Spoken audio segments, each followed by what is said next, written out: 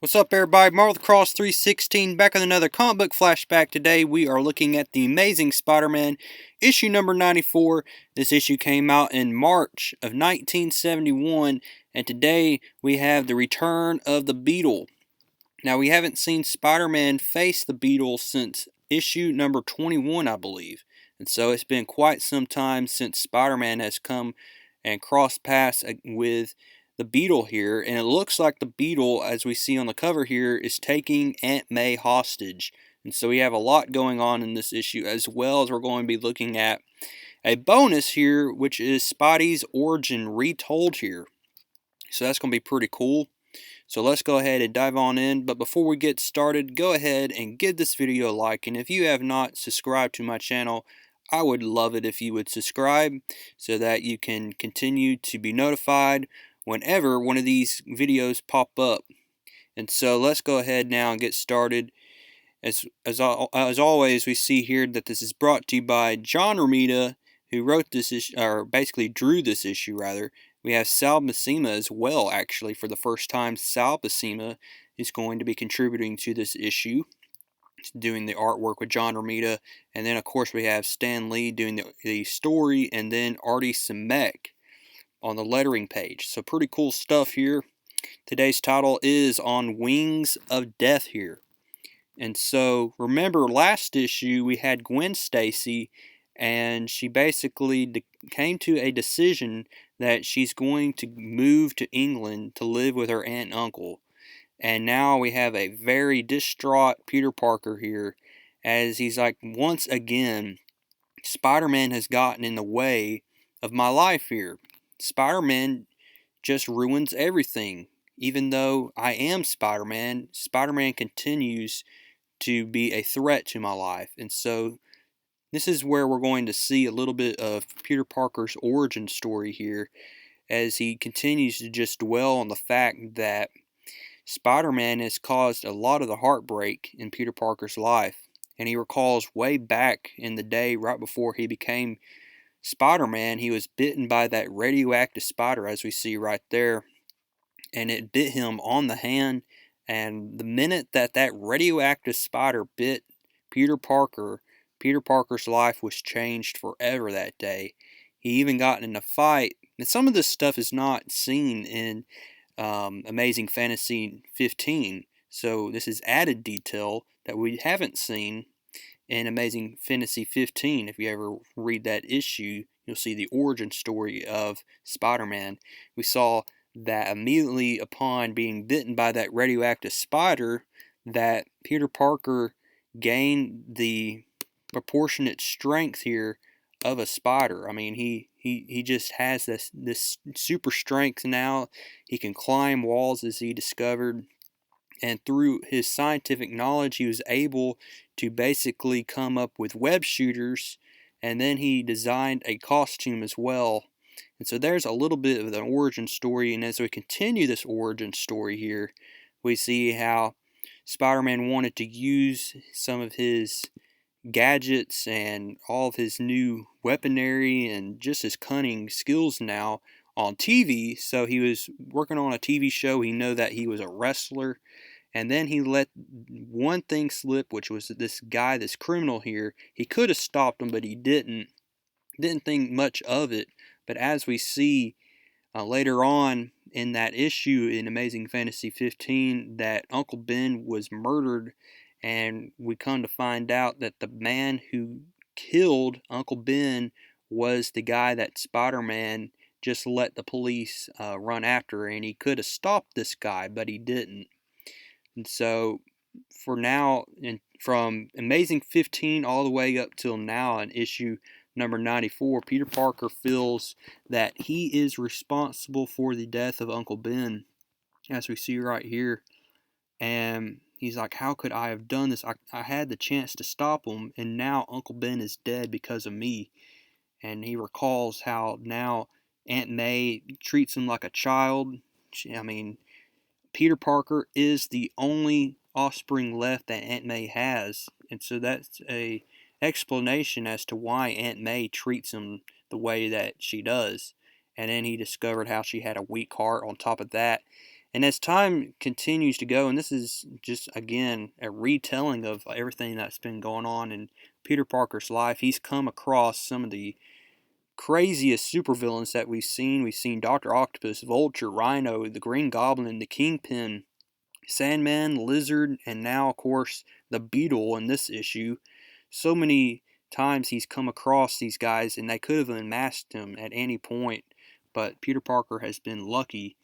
And while he's walking towards the Daily Bugle, he misses this frame here. Basically, it says that the Beetle is at large.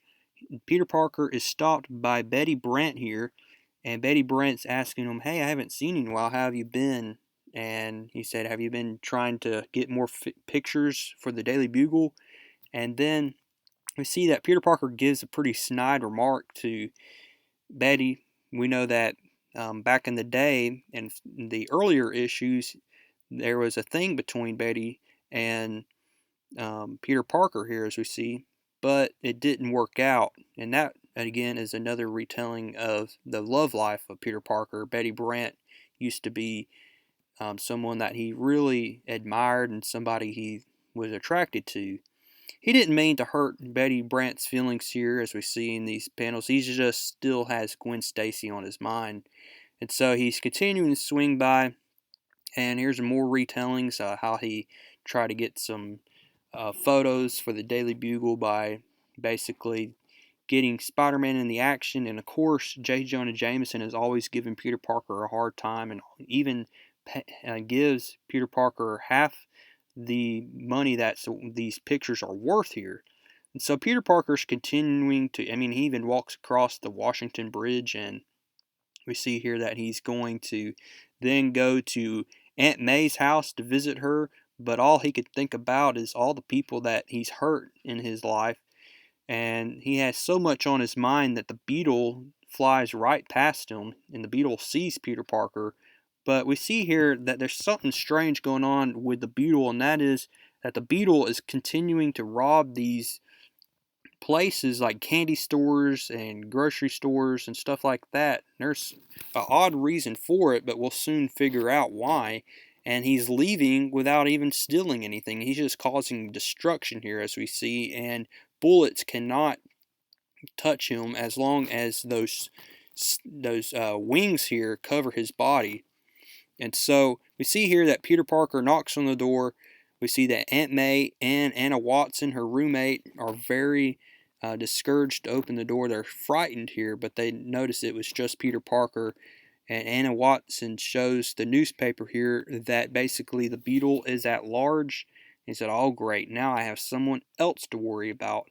Aunt May offers to make Peter Parker some chicken stew, and that Peter Parker can go get some rest. Anna Watson's like, "Why are you bathing him? He is like a grown man." But she's like, "Oh, Anna, he's the only one I have left to look after." And then she realizes she doesn't have milk, so she tells Anna that she's going to go to the grocery store here. And so while Aunt May is out going to the grocery shop to get some milk, we see that Peter Parker is dreaming about Spider-Man and all the times he's fought these villains, including now the Beetle here. And it looks like Spider-Man is defenseless against the Beetle. And then he's woken up by none other than Anna Watson here. And we see here that actually Aunt May's life is in danger, as we see there's a news report that May Parker has been kidnapped by the Beetle. Peter Parker starts to panic here. He suits up as Spider-Man, and he's going to go to this Jones grocery store to save Aunt May. The cops are going to start shooting at Spider-Man because they still think Spider-Man is a menace. We see that what the Beetle was trying to do is he was trying to figure out the location of where he could find the vault to this bank, and he finally realized it was at Jones grocery store. So he makes his way and he holds Aunt May hostage here. See that Spider-Man is then going to form a web net here, and he's going to do this because he knows that the Beetle is going to carelessly drop Aunt May. Spider-Man then catches Aunt May and safely puts her in that web net, but she starts to panic here because she thinks that Spider-Man is a menace as well. Spider-Man goes into action here, and he takes down the Beetle, as we soon see right here. And they immediately fall through this glass window where there's a pool area. And Spider-Man did this on purpose, as we'll soon find out, as he continues to battle. Great action scenes drawn and inked by John Romita Sr. and Sal Buscema here. We see that Spider-Man then shoves the Beetle into the swimming pool here, and that is how Spider-Man ultimately defeats the Beetle in this issue. And the Beetle even admits, he's like, wow, why was he so vengeful? So we see here that Spider-Man is soon going to change back to Peter Parker.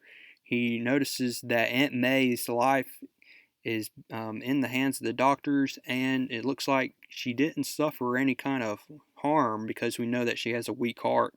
So Peter Parker is pretty glad about this, and for the time being, he's happy that Spider-Man actually made a difference here in the life of Aunt May and Peter Parker. I mean, Spider-Man was able to save Aunt May from harm here from the Beetle. And so what's going to happen next issue, as we see Spider-Man is going to travel to London. Maybe Peter Parker is actually going to try to look for Gwen. That's my prediction. And so we'll be looking at issue number 95 coming up next. But until next time, keep reading comics.